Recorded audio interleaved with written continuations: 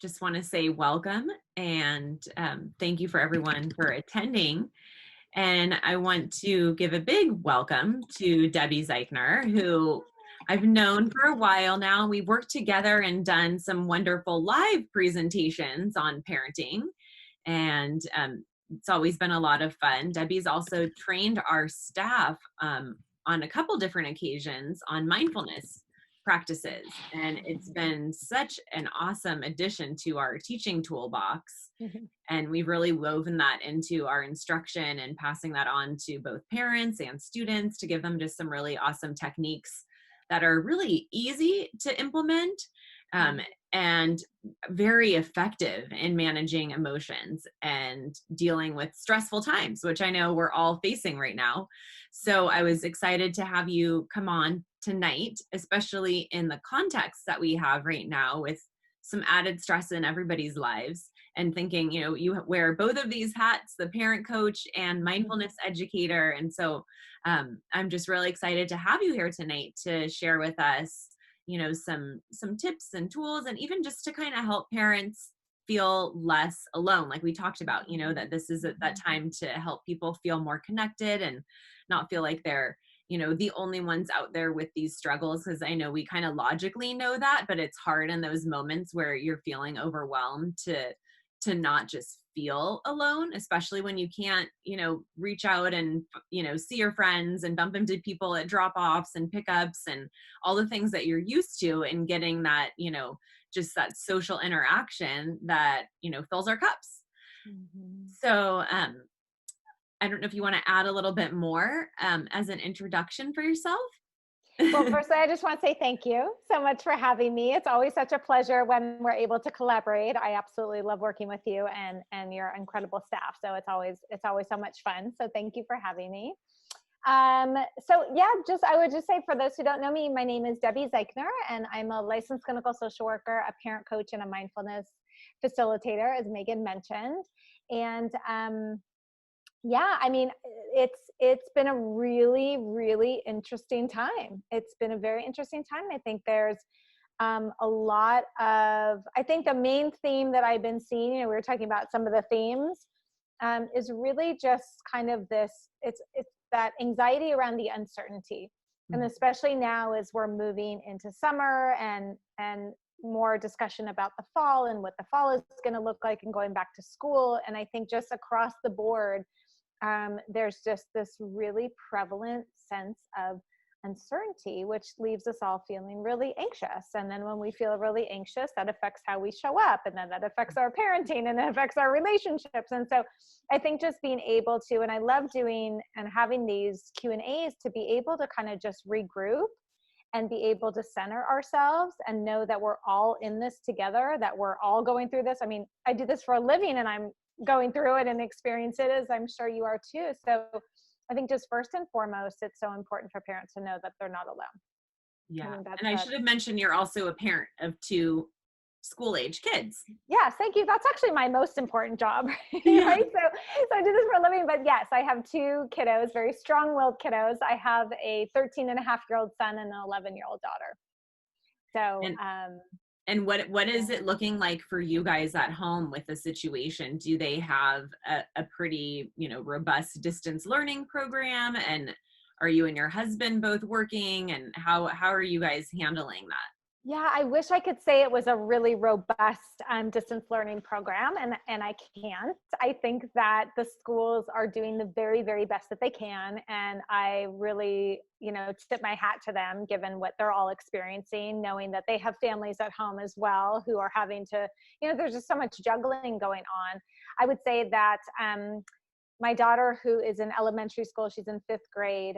Her school has done a wonderful job of it's a very organized system. And at the same time, she kind of finishes her work sometimes by noon.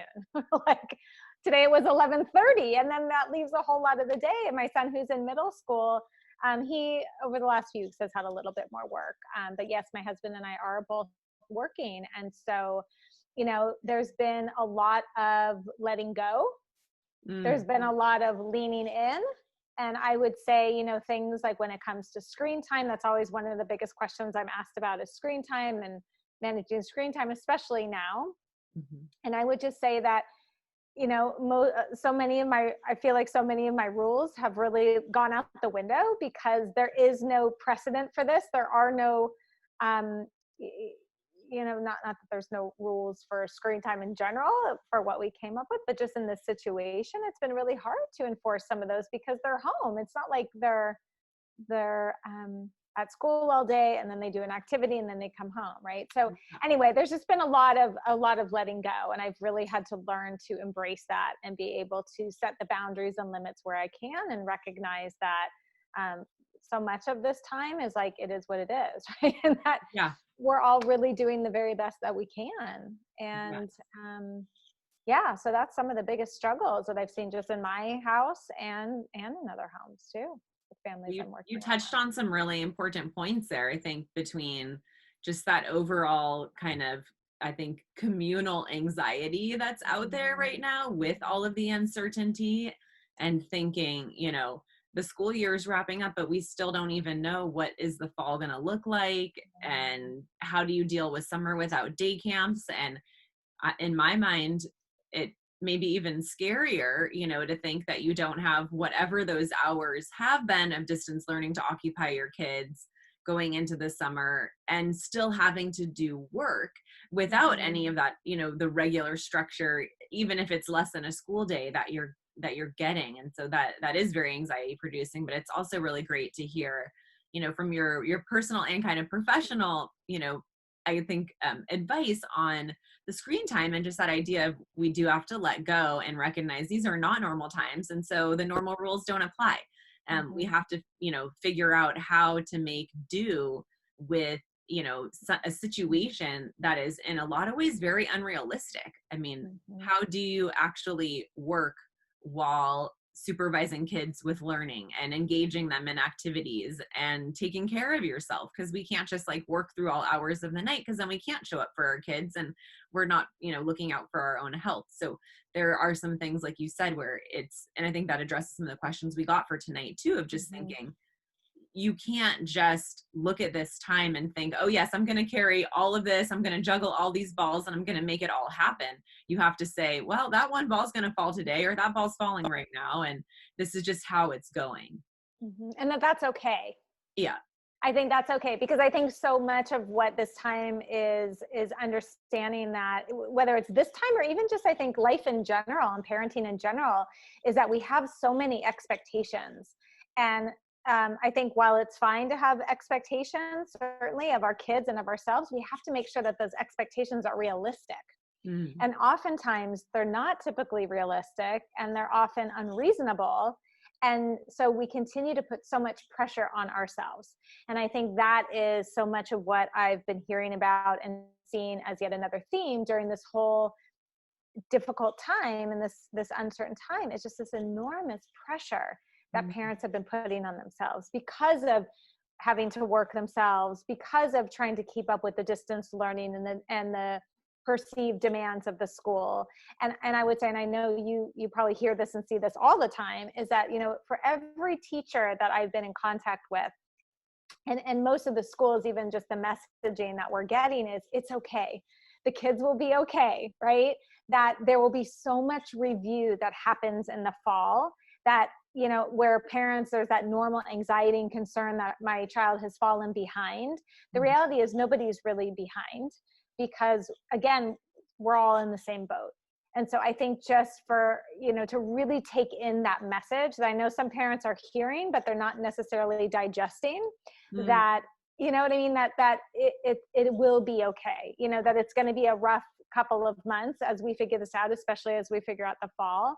But I think that the teachers have really made it a point to let parents know and let students know that right now, and I'm sure you're hearing this all the time too, that right now it's so much more about mental health. It's so much more about taking care of our emotional health, taking care of our emotional needs, taking care of our physical health. So doing things like getting outside and getting plenty of movement, making sure our kids are getting that activity and movement, especially for kids. I know, one of the questions that came up was, how do I support my child who's not liking school and who's really struggling? And I think it's so much about how do we work with our kids to kind of create what that schedule looks like or what that day looks like, really making sure to include a lot of these movement breaks, a lot of this like chunking, chunking together, right? So kind of taking one thing at a time, and then knowing that it's important to take those breaks, because I think what's being expected of the kids, while there are some, again, those messages that it's okay, I think kids even tend to put the pressure on themselves because they don't want to feel like they're falling behind. So again, I think it's just really being kind to ourselves, recognizing that, as you said, these are unprecedented times. There aren't any rules for this. And all we can do is we can do the very best that we can. And I think we just have to trust the process. And the beautiful thing is that our kids in general, are so incredibly resilient, which is a beautiful thing. They're so resilient. And so I think, knowing that, just keeping in mind how this distance is affecting them, all the social distancing, being away from their friends, being out of activities, thankfully they are pretty resilient. And that's kind of what was coming to my mind too, is thinking on the resiliency of it. And, especially for the kids. But, I know there are a lot of challenges that both parents and kids are facing right now. And so we've kind of addressed some kind of general themes that are going on around, the anxiety and the uncertainty and just kind of needing to let go and, feeling the pressure, but wanting to recognize, that we're all in the same boat.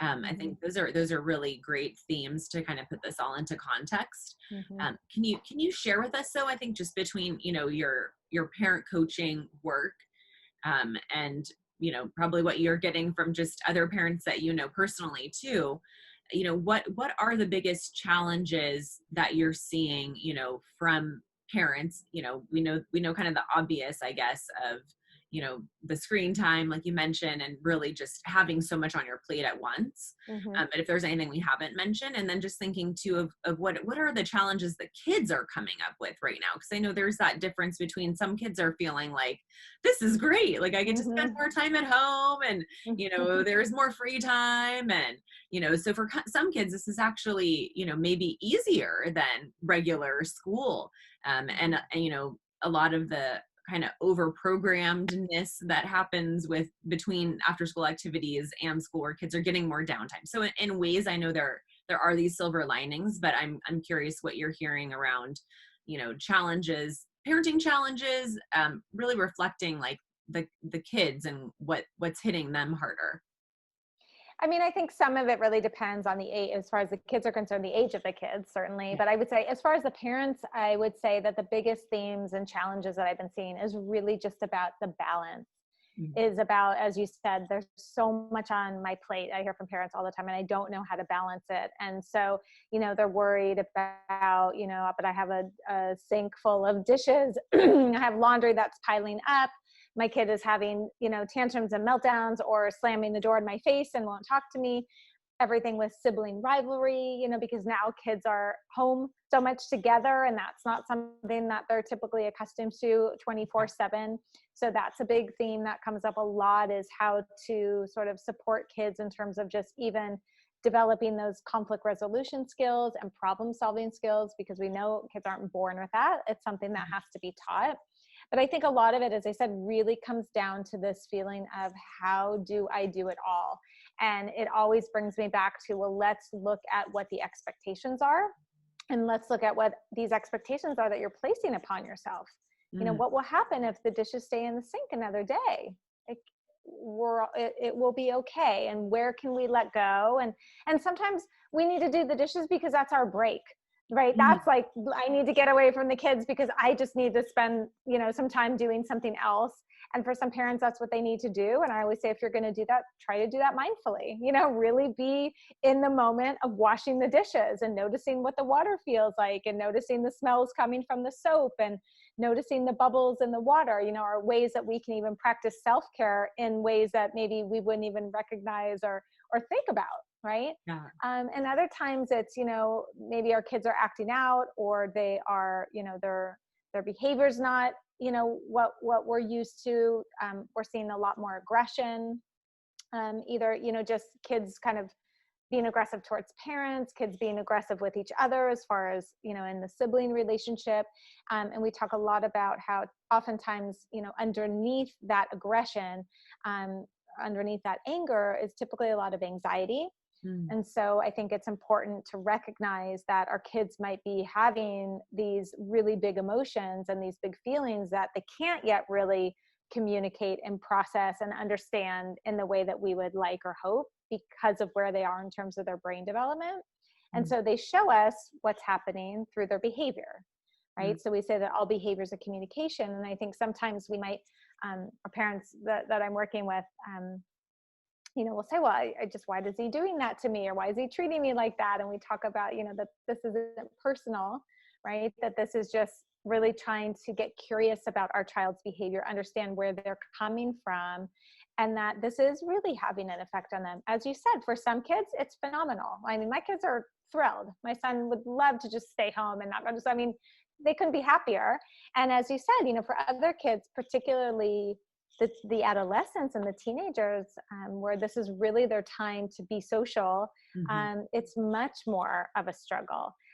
For some of them, right? And I think it also depends on your child's temperament, because, for some kids who are introverted, this is a really peaceful time and they're able to stay home and they're able to be close to parents, which is very comforting.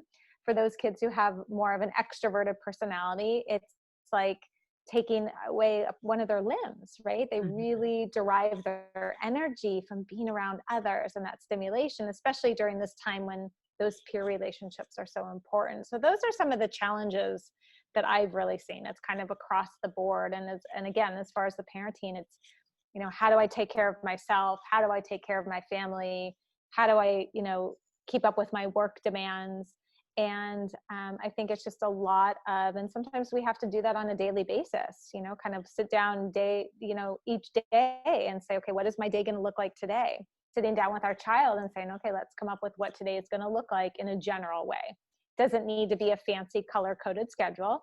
For some parents, that works beautifully. I know for other parents, that makes them feel really anxious. So I say it's really figuring out what's going to work best for your family, and really, really being mindful of not comparing.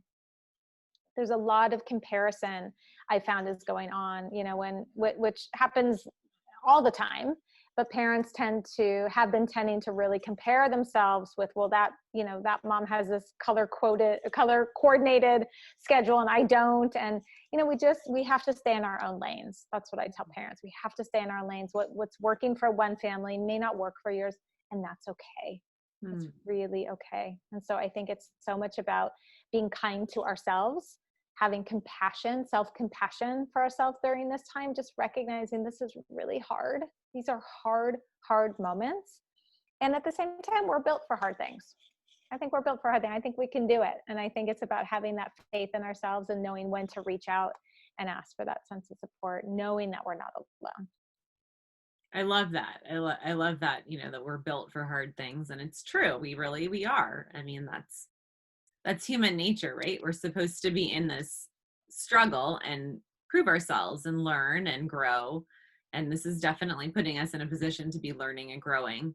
And I'm curious, thinking of those things like the sibling rivalries. And I know, I can think of in my own family, my sister-in-law is the extrovert, and just she is hating it every minute of this. Every time I talk to her, she's just, bemoaning the whole situation, and it's so hard. And I lean more towards the introverted side, and I'm like, yeah, I'm doing all right, but so I know that that's a real thing, and it's such a palpable difference. And I'm curious what kind of advice you have for parents who have those kids that are at that stage, either that stage of adolescence, or they really lean more towards that extroverted side where, mom and dad are not cool people to be around, and now they're forced to be around them more.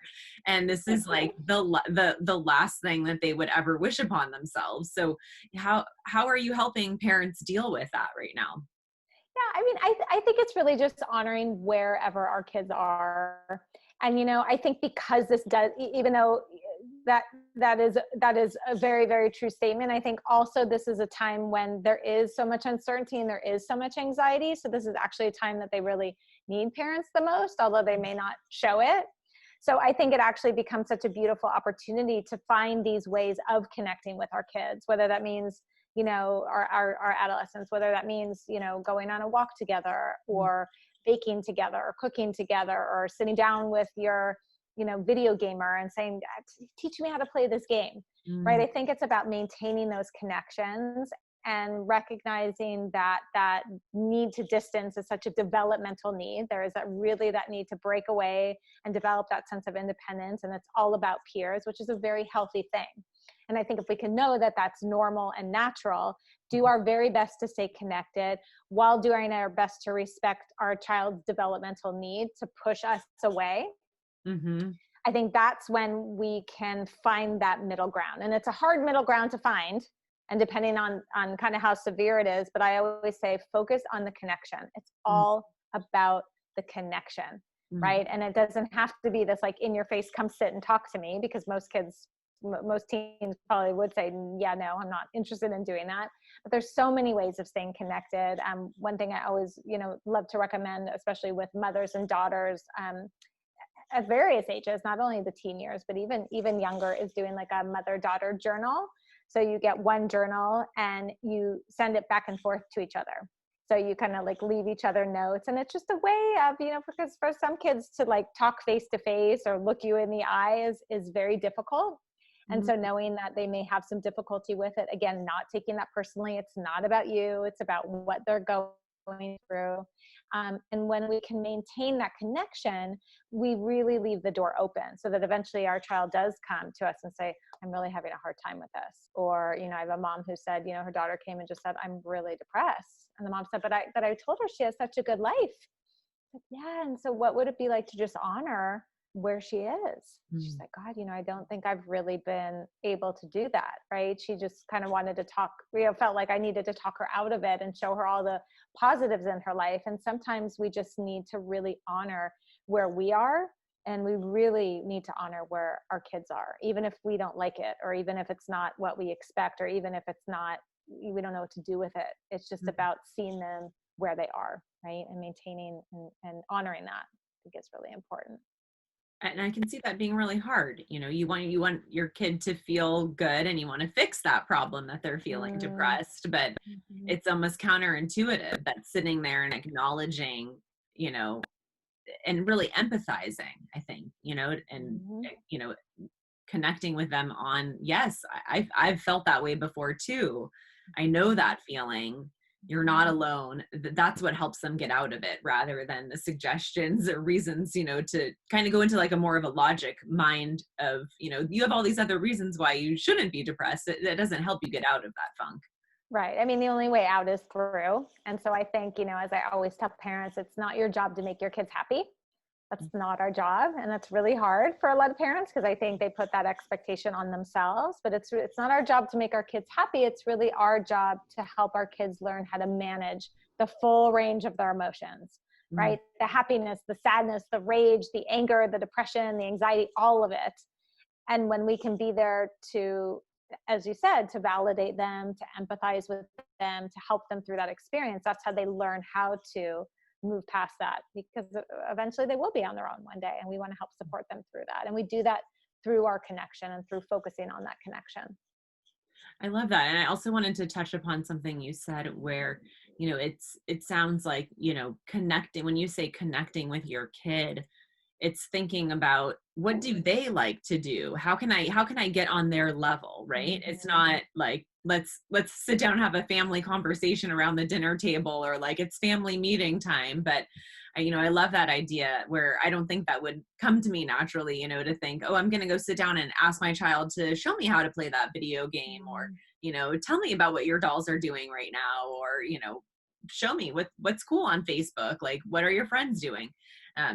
But I think that's a cool point you made too, of just like thinking of, how do you connect in a way with them where you can, you know, kind of open them up, I guess, or, you know, kind of ask for an invitation right into their world.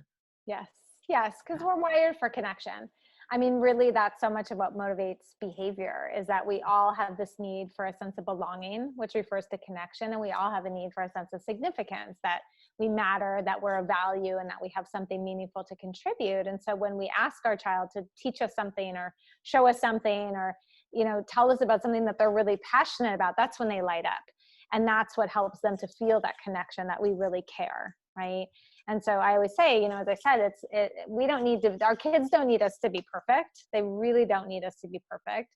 They really just need us to show up with that sense of curiosity, with that sense of patience, and really trying to understand life from their perspective. Because at the end of the day, we all just want to feel seen, heard, understood, and accepted. That's so much of what it comes down to. And I think, so many of these power struggles that happen between, parent and child is often because there's this mismatch between our agenda, what we want or what we think should happen, and our child's agenda, what they want or what they want to have happen. And once we can see life from their perspective, right, that's the ways in which we model what a healthy communication looks like, what a healthy relationship looks like, what respect looks like, what mutual respect looks like. That's how our kids learn that, which is such a beautiful thing. And that's how we help and support them in coming into who they are and who they're meant to be, which again, may be different than what we expect or what we want. And really it's remembering that it's their journey, right? It's not necessarily our journey, it's their journey. I love that. The other point that I had, was thinking about that you mentioned earlier was on the sibling rivalry side of it. And I know I've heard that from friends and clients, and just, lots of parents. We have one kid right now who's enough to handle, but, just thinking, I know there are those dynamics, and in some ways it's a benefit when the kids can play together and they can entertain each other, and that's great. But then the other side that you mentioned, of kids that are in heightened emotional states right now and taking it out on their siblings. And what's your advice for parents in dealing with that? I think it's a few things. One is that there's really something to be said about having one-to-one time with each child. So we refer to it as special time. So that's time where there's no distractions, there's no other sibling, there's no phone, there's no computer. It's just where you are giving 100% of your undivided attention to your child. So the message really is, I'm all yours. And that's really what kids want. And that's so much of what the sibling rivalry is really about. It's really about, underneath it all, it's really like a bid for attention. It's a bid for, to feel like they're number one in their parents' eyes. And really oftentimes unconsciously, siblings kind of see each other as a threat to their security, right? Because if a parent is attending to the sibling, then it's kind of like that primitive survival instinct kicks in. Well, wait, what about me? Am I going to be okay? So I think that when each child knows that they are the apple of their parents' eye, that they're going to get their parents' attention without having to act out for it, right? Without having to get it through that negative interaction, that really does wonders for the sibling relationship, as well as for just the feel in the family in general. So that's usually the first place that I start. And then I think it really depends on kind of where kids are in terms of their ages and stages.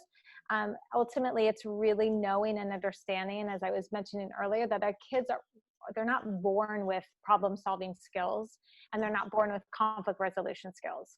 So it's something that really needs to be taught.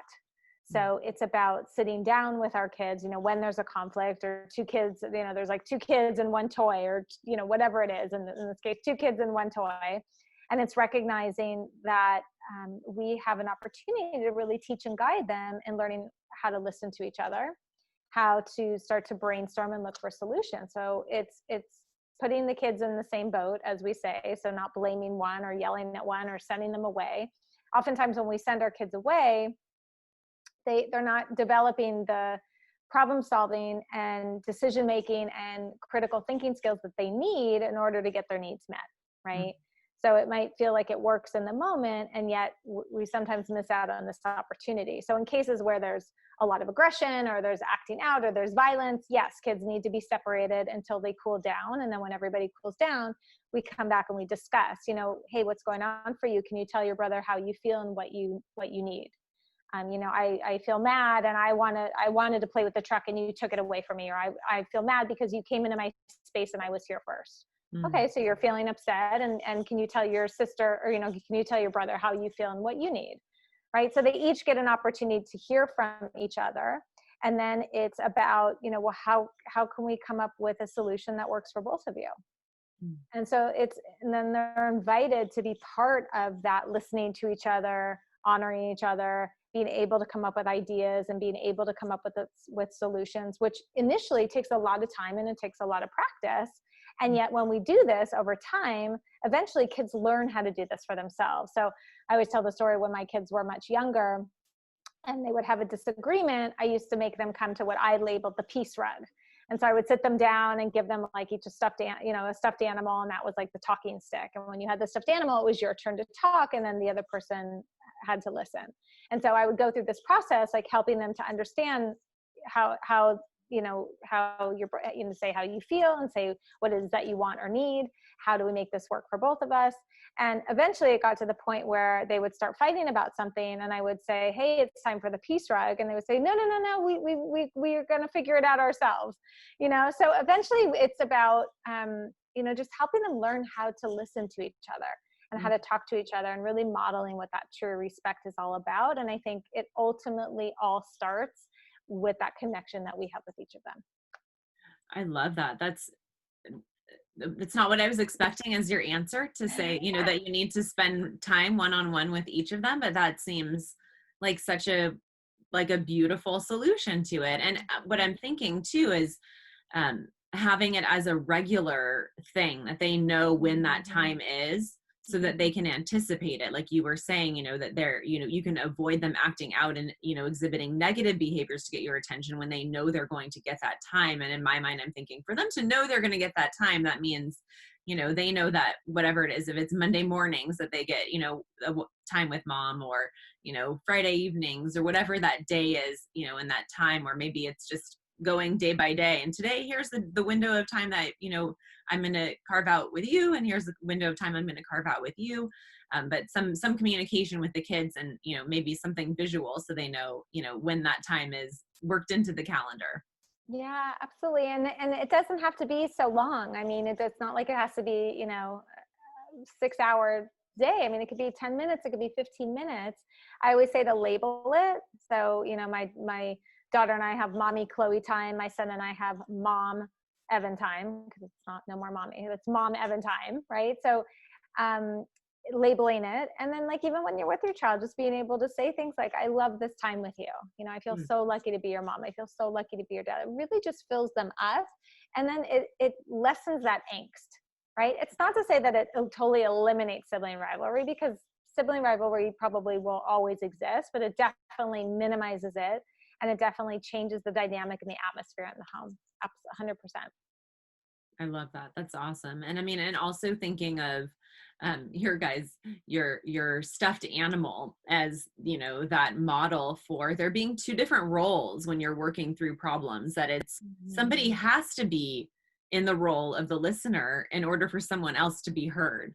And I think that that's a really important thing to make, tangible in that way for kids to see. You have to be holding on to that stuffed animal to talk, and then they're in the other role where they're listening, because I think that is a really important skill, like you said, to learn how to listen to somebody else.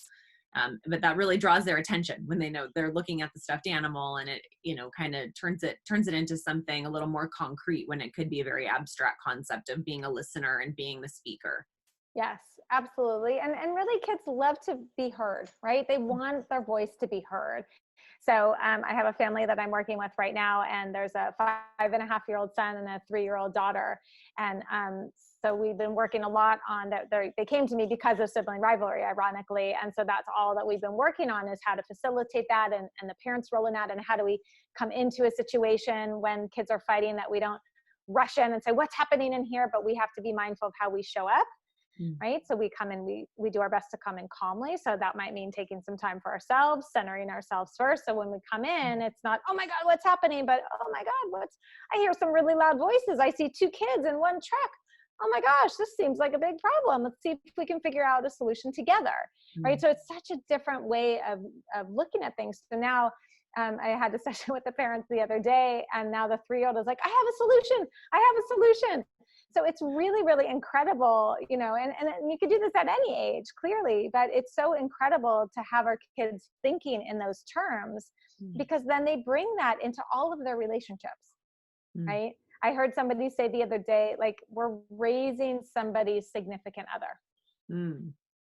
Right? So when you think about it like that, everything that we do, you know, the ways in which we model interaction, the ways in which we model communication, the ways in which we model how we are in the world and how we treat other people, these are the very things that our kids are going to take into all of their future relationships and internalize for themselves as far as their own self-concept. So we really have an opportunity, right? It really is a beautiful opportunity. And, you know, for some parents, it can feel like a lot of pressure, and it does feel like a lot of pressure. And I think the other side of it is that we also have this beautiful opportunity. We don't have to be perfect. Again, our kids don't need us to be perfect. That's a lot to live up to. We have to do the best that we can. And even when we make a mistake or we mess up, we're modeling that there's no such thing as perfect, and it's okay to make a mistake, right? And to have that grace and have that self-compassion for ourselves, because it's hard work. It's really hard work. Well, that's awesome. An awesome point, though, too, that the kids need to know that no one's perfect. It takes the pressure off of them, right? Yeah, absolutely. It's okay to make mistakes, right? That mistakes are how we learn. Mistakes are how we grow. And it helps us to be able to look at things in a healthy way and develop those critical thinking skills, which our kids need for school, which our kids need for life, right? And so, you know, it just reminds me, even I know a lot of parents who are really utilizing this time, especially for the kids who may be having difficulty doing Zoom calls or having difficulty with school, that a lot of parents are really taking this time to focus on just teaching their kids these critical life skills, right? Like doing laundry, like cleaning up, organizing your room, balancing a checkbook, right? I mean, these are things and other ways that parents can connect with their kids too. But I mean, these are also opportunities where learning happens, right? Learning doesn't only happen in a classroom, right? Learning happens when we're taking a walk outside and, you know, looking at, you know, nature and, you know, whatever that is, you know, just being able to practice that mindfulness. And, you know, how the world works and getting curious about that. That's where so much of that learning happens and takes place. Absolutely. Yeah. And I mean, I love that this time, you know, can be shifted in that way too. You know, like you said, your daughter finished school at 11:30. So what do you do with the rest of the day? You know, probably Yep. have her help you prepare lunch and teach her some skills in the kitchen and, you know, Yes. get creative with it, right? Yeah, well, she came up with, it's called a board box, BORED. She came up with a board box. And so she sat and thought about all the things that she could do when she's bored. And she put them on little strips of paper and put them in a box. And, you know, she'd say, what do you think? I'm like, I don't know. What do you think? Right. And so I think there's something else about allowing our kids to be bored. I think that's a really, really important thing to allow for, is not feeling like it's also, a lot of parents feel like, you know, that pressure to fill the day and, you know, have everything so scheduled, and that it's okay for our kids to be bored. I mean, that's where creativity happens, right? That's where so much magic happens, is when our kids are bored, and just allowing for that and just say, yeah, I know that's hard. I trust that you're going to come up with something, and I can't wait to hear what it is. Yeah, I love the language that you use and encouraging them, you know, to take ownership. Yeah. Whether it's, you know, ownership of their emotions, or, you know, in resolving a conflict, or coming up with a solution for boredom. Yeah. Well, I want to kind of wrap up with just making sure I cover some of the questions that we got. I know we've touched upon them in different ways, but I just want, it'll be a good conclusion to just kind of retouch on some of the points too that you've made, because I know we've discussed a lot here. One question was just kind of general, and I think this is a good one. Just maybe we can sum up a couple points of just how to reduce stress and stay positive as a parent in this situation where we are right now. I mean, I think really when it comes to reducing stress, it's so much about self-care. And it probably sounds so cliche. We hear it all the time. And yet I can't emphasize it enough that self-care isn't selfish. It's really vital. It's vital to being able to, you know, we can't pour from an empty cup. So just seeing wherever you can in your day, finding ways to do something, no matter how big, no matter how little it is, that brings you joy. So if it means, making sure that you're exercising, going on a walk every day, or spending a few minutes writing in a journal, or locking yourself in the bathroom because that's the only place that you can get 5 minutes apiece, then by all means, go lock yourself in the bathroom, right? Whatever works, but really making sure that you're putting yourself on your to-do list is number one, because when we are feeling an enormous amount of stress, that tends to then spill over into our relationship with our family, our spouses, our partners, and our kids. So that's really, really important. I think also when it comes to stress, something that I talk a lot about is the practice of gratitude. Really seeing where, and no matter how bad things are, there's always something to be grateful for. And so it's not that we want to discount what's not working. We just, what we say is that energy flows where attention goes, or am I saying it backwards? Right? Wherever we sort of put our energy, that's where our attention goes. So we want to be really mindful of where we're choosing to put that energy. So a gratitude practice is a beautiful thing and a really useful thing when it comes to managing stress. Also is something that keeps us grounded and centered. So I always encourage parents to either practice first thing in the morning when they wake up, either just thinking about 3 to 5 things that they're grateful for. It's great if you can actually write it down. Some parents like to do it before bed, where they actually keep a gratitude journal. So many ways of practicing gratitude, and especially with your family. I always talk with parents about maybe doing I call it a gratitude collage, where just throughout the day, you take pictures on your phone of something that you're feeling grateful for. Could be a flower that you see, a bird in the sky, whatever that is, and actually just have a visual representation of that. And then even put a little album in your phone and scroll through. So that's another thing. I think just really being able to recognize and check in with our bodies. I think that we tend to carry a lot of stress in our bodies. And when we can bring our attention there, so noticing just every now and then, how is my jaw right now? Oftentimes we're clenching our jaw. And if we could bring attention there and say, well, what would happen if I just released it? Or our shoulders are hunched up, and gosh, look at that. My shoulders are hunched up. What would happen if I just took a deep breath and released? It's a really, really important way and a useful way to manage stress. It's just really becoming aware and doing kind of these check-ins throughout the day, little things like remembering to breathe. And again, just figuring out what works for you, because what works for one person doesn't work for somebody else. So some people love meditating, some people love journaling, some people love coloring or exercising, jumping on, for the extrovert, it's, I need to have a Zoom call every night with, a group of people, so maybe it's figuring out what works for you. I'm also a big fan of mantras, developing a mantra that works for yourself. So when things do get stressful, what's something that can be your go-to? For me, I usually say things to myself. I talk to myself all the time, but being able to say things to myself like, what, it's all going to work out. It's all going to work out. Other mantras might sound something like, be where your feet are, just to help keep you grounded and present. But it's just knowing and recognizing. I think first and foremost, it's, again, it's that practicing that self-care. It's really honoring whatever you feel. What we feel isn't good or bad or right or wrong. It's just wherever we are. And so rather than trying to push that away or ignore that or deny that or say, I shouldn't feel that way, it's just being able to recognize, okay, there's anxiety here. Okay, there's a lot of fear here. And once we can acknowledge it, it really lessens its intensity.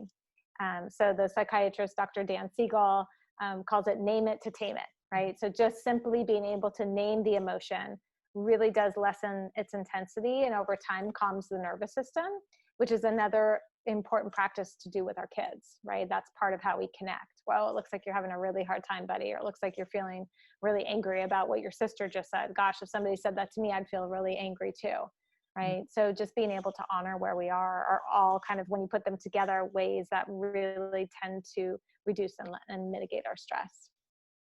I love that. Those are all some really beautiful and simple, solutions too. Like you said, it doesn't have to be a big long thing for self-care, but I can definitely relate to the moments of wanting to just lock yourself in the bathroom, or actually just doing it and Yeah. bringing your phone or your iPad or whatever it is, your journal, and just taking a Yeah. few extra minutes to yourself, because that's the one space that no one's going to bother you. So yeah, Exactly. keeping it within the Exactly. realm of what's Eh, possible right now. Exactly. Exactly. And it might look different day to day, and that's okay.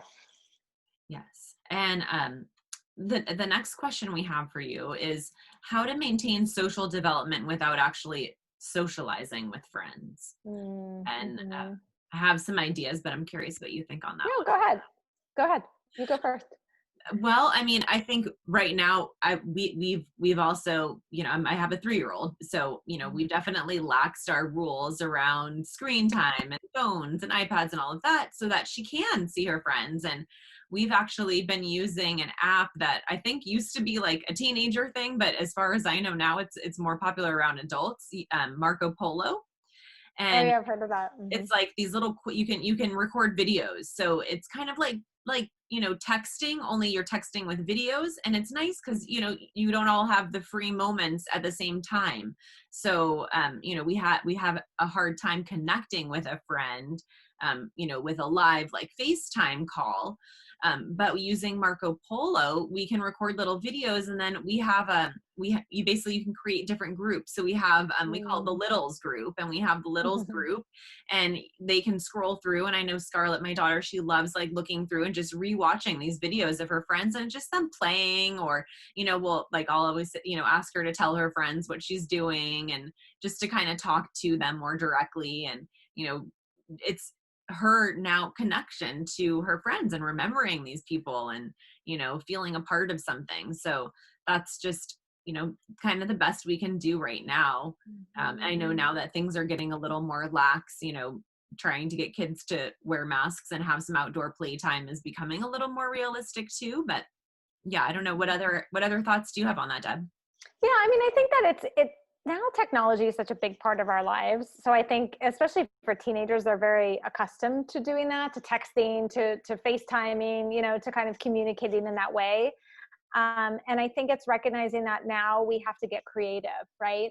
So, Zoom calls, as you said, using an app like Marco Polo, recognizing that, finding ways to do, we've done a lot of like distance play dates.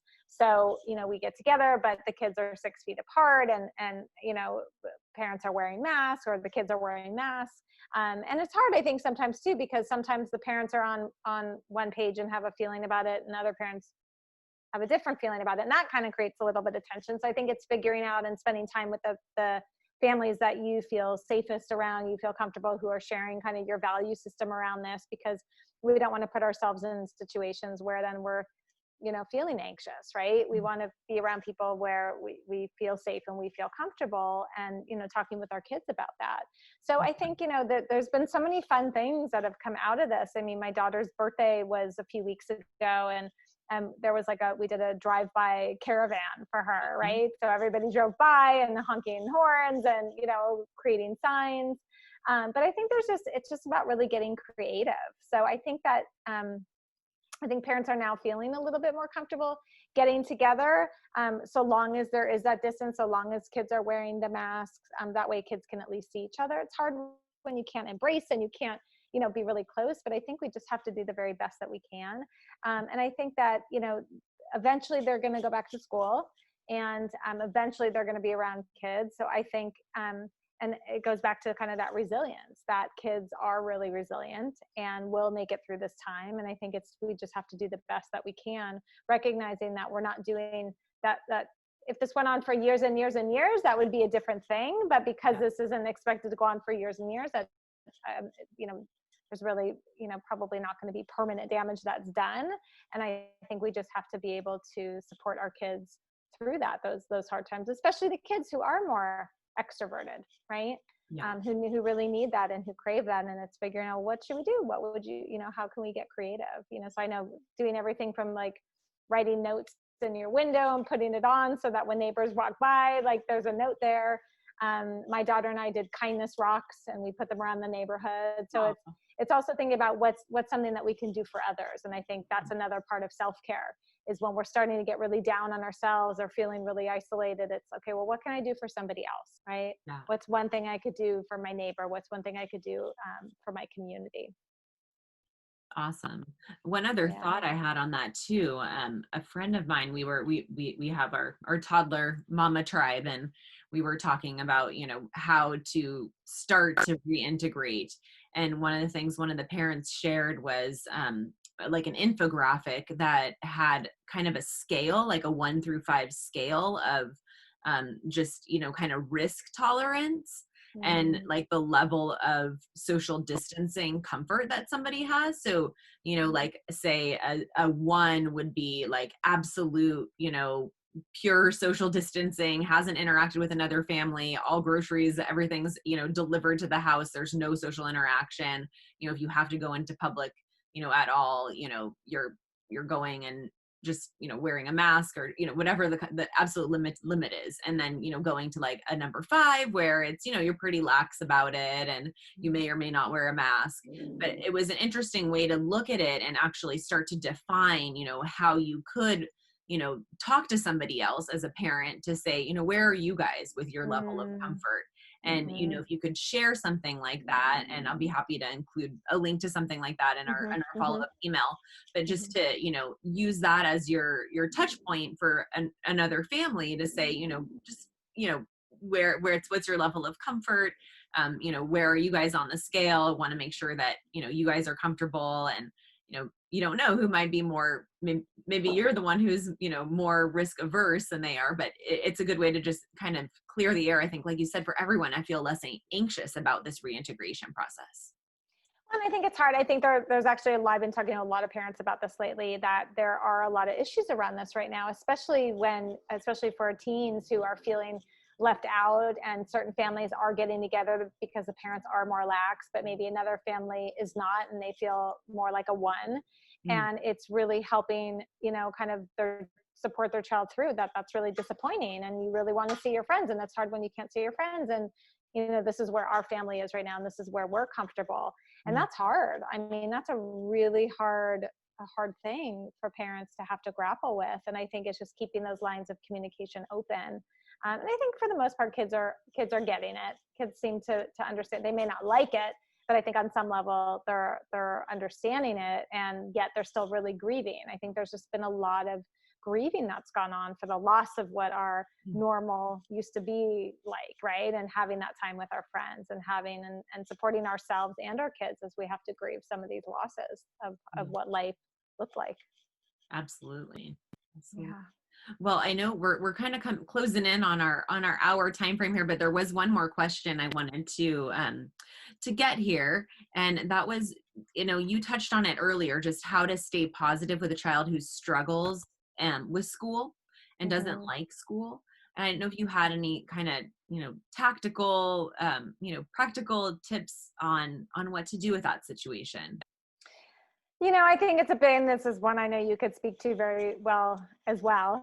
And this is where I think it really, again, goes back to that connection, really empathizing with our child and how difficult this time is. Because I assume it's about, during this time, but really empathizing with our child and honoring where our child is, and then seeing where and how we can work with our child to figure out what they are comfortable doing. And maybe that's in baby steps, and maybe that's collaborating with the teacher, and really utilizing the teacher, bringing the teacher in to say, here's what our struggle is, and let's see how we can come up with a solution. Again, it really becomes an opportunity to use some of these critical thinking skills and decision-making skills. And I think it's really about, working with your child to sort of figure out what the day is going to look like. If math is their least favorite thing, giving them a lot of input, really involving them in the process, rather than it's time for math, or it's time for this, or you need to do this now. It's rather than telling them all the time, it's asking them, I know math is your least favorite subject to do, would you rather do that in the morning or get that out of the way? Or would you prefer to do that in the afternoon? Do you want me to help you with that? Or do you want me to set up a time for you to have a Zoom with your teacher to go over some of the questions that are really challenging you, right? So when there's a lot of collaboration, I think that collaboration piece is really, really important. And it also helps our child to feel supported. It also helps our child to feel empowered, to be able to think about, okay, well, what do I need? Right? I mean, that's such a question that I think is a beautiful question for our kids to start to think about for themselves. And it starts with us. I mean, so many parents I work with, and I'll say, when's the last time you asked yourself what you need right now? And they'll say, I never ask myself that. I never stop and think, what do I need right now? Right. So to be able to work with our child in that way helps our child develop that ability to say, what do I need right now? What will work best for me? Doing those, just that again, that chunking, doing, small bits, right? Maybe doing 30 minutes of work and then building in lots of breaks, and then really focusing on that one-on-one time, because our kids really do need us right now, especially our younger kids. They really do need that. When you think about social development, so much of that social development, especially in those younger years, happens between parent and child, right? That's where it starts. And so that time is really important. Also, just thinking about how can you make it more personal to your child's interests. So if, again, it's social studies that they're studying and linking it to a video game that they're playing, just kind of bringing in something more personal so that they can relate to the information, also helps with that memory and remembering. Let's see, other things. Yeah. And I think ultimately it's taking the pressure off of ourselves, kind of going back, because circling back to where we started, is that recognizing that, this is a really difficult time. It's not the normal way of learning for some kids. They just, that Zoom is just not what they need. It doesn't work for them, and that's okay. And I do think really being able to partner with the teacher is important. And sometimes it works, sometimes it doesn't. But I think it's recognizing the importance of that emotional health above everything else, because what we know is a stressed brain can't learn. Right? So if a child's experiencing a lot of stress, they can't take in any of the information. So that's why we're best off really focusing and putting a lot of emphasis on that connection, so that our child feels really heard and seen, because it's hard. And just being able to acknowledge that, sometimes that's all kids need. They just need somebody who gets them, right? So when we say to our child, I know this is hard and it's hard for me too, it's like, oh, I'm not alone. Yeah. Yeah, that's so key. And for us, I mean, those are the kids that we see at La Jolla Learning Works, most often are those who struggle in school. And that goes so far to just acknowledge the struggle and acknowledge that it's hard. I get it. It's so hard. And yeah, it's not fun when it's hard. That's really important to validate their experience in that way. I think as far as, staying positive for a child who's struggling through this time too, like you said, just to ease up the pressure on yourself is so huge, because, how can you stay positive when you're looking at where your child's falling short? And you really have to just think of it. You guys are all doing your best. And, like you said, the Zoom is making it a lot harder for some kids, especially for kids who struggle with school. They're even more disconnected from the learning process, and they're oftentimes kids who really benefit from that peer interaction to pick up concepts and understand things. And when they're not getting that and they're just on their own, it's that much harder.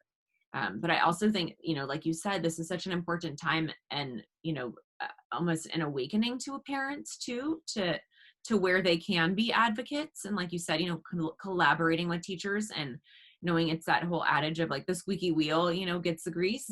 And, that's how it works in schools too, is those parents that speak up for their kids, and go in and talk to the teachers and ask for further help, and let the teachers know what's going on at home, because they don't always know what's happening, outside of the classroom. And sometimes it's too much to notice in the group setting, how much a student is really struggling. So, if you're getting that, firsthand look at what your child's learning experience is right now, and you want to give them some help, I think leaning into the teacher is so huge. And I think teachers are always so grateful.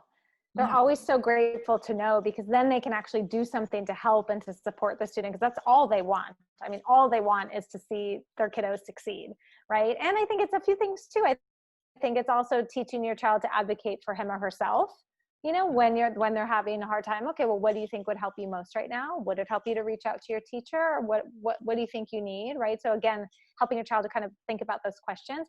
And I think it's even just modeling our own self-care. So when we have a stressful day, you know what, I think I think I need to go take a bubble bath. It's been a really just stressful day. Then our child's like, wait, so when you have a stressful day, you do something kind for yourself? Mm. Oh, what's that all about? Right. So then they learn, when they're having a hard time, how to take care of themselves in a healthy way. Right. So doing deep, practicing mindfulness with them, or doing deep breathing with them, or getting them outside, just to kind of help them regulate their own emotions and regulate their own self-care, so that they do calm their nervous system, at which point their brain is more open to that learning. So it all kind of circles around and goes together. I love that. Yeah. I mean, and it's absolutely true. There's no learning happening when you're just in a heightened emotional state. You got to take a break. And I think that's another point that I just want to reiterate too, is thinking of those breaks and just how we need to like double down on the outdoor time, and double down on, the free play time and the choice activities, and, relating any kind of concept, or if you have to do reading and it's not your choice activity, really making sure that it's something that the kids are interested in. So, we have that opportunity right now to lean in and individualize a little bit more for our kids when they're at home. So, I think those are really, important points to. And learning looks so differently now. Like, I mean, with going back to kind of those life skills that we were talking about. I mean, when you're cooking with your child, you talk about measuring, right? Yeah. And then you talk about math. Or when you're, I don't know, work on balancing a checkbook. Like, these are other ways, like learning doesn't just happen sitting in a classroom, or doesn't just happen sitting in front of a Zoom. And so remembering that, recognizing that as a parent, that there's so much other forms of learning that can happen that are just as important, especially right now, while we have this time. And with a child who's really struggling, it's looking at, okay, how can I work with my child, right? Kids do well when they can. So when they're really having trouble, when they're having difficulty, when they're struggling, it's really about focusing on, okay, what's getting in the way? What's getting in the way of my child doing well? Because kids are natural pleasers. They want to do well. And again, it's just kind of figuring out with them and collaborating with them to figure out what's getting in the way and how can I help and support you. Well, thank you. It's all really good stuff to hear, and I want to wrap up. I want to respect your time and everything here. Can I ask you to just do a quick summary of what would be your top 3 takeaways for parents from this conversation? Yeah. I mean, I would say it's being okay with letting go. Really being mindful of what these expectations are that we're often putting on ourselves, recognizing that more often than not, they're very unrealistic, and being okay with just giving ourselves permission to let go of things, and that's okay, right? If there's extra screen time going on, it's okay. If our kids aren't doing every single assignment that they're supposed to be doing, again, the teachers have already said it's going to be okay. So being able to kind of let go and also lean into that uncertainty. So rather than avoid it, just leaning into it, honoring it, really honoring what we're feeling.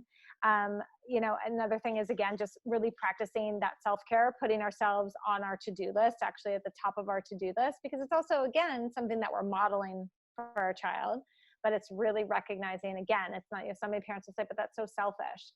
And we'll have to, kind of do some reframing around that no, it's actually really vital to your own well-being and the well-being of your family. So really practicing that self-care. And then I would say, and then above all, it's really putting an emphasis on a focus on that connection, remembering that especially during this time, that our emotional health and well-being and our child's emotional health and well-being is so, so important.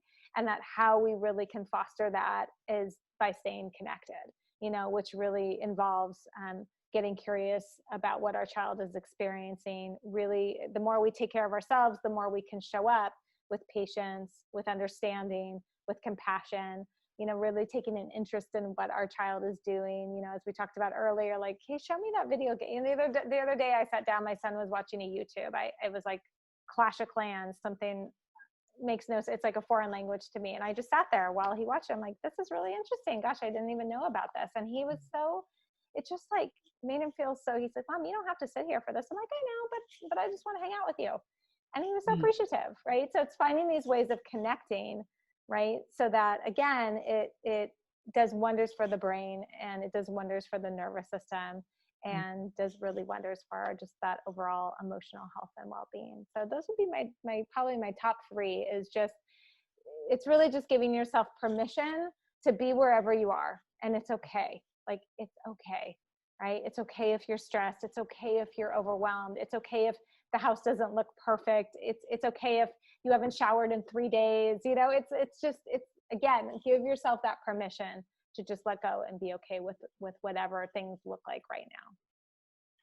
Well, thank you, Debbie. Those are fabulous points. And I think they really do sum up this talk very well too. And everything we've covered really comes down to that. And so we'll definitely give a little summary that we'll be emailing out to everybody with the recording tomorrow. And I just want to thank you so much for sharing your wonderful insights and your time with us today. Absolutely. Thank you. I really appreciate you having me. Thank you so much. Okay, take care then. Bye. Bye.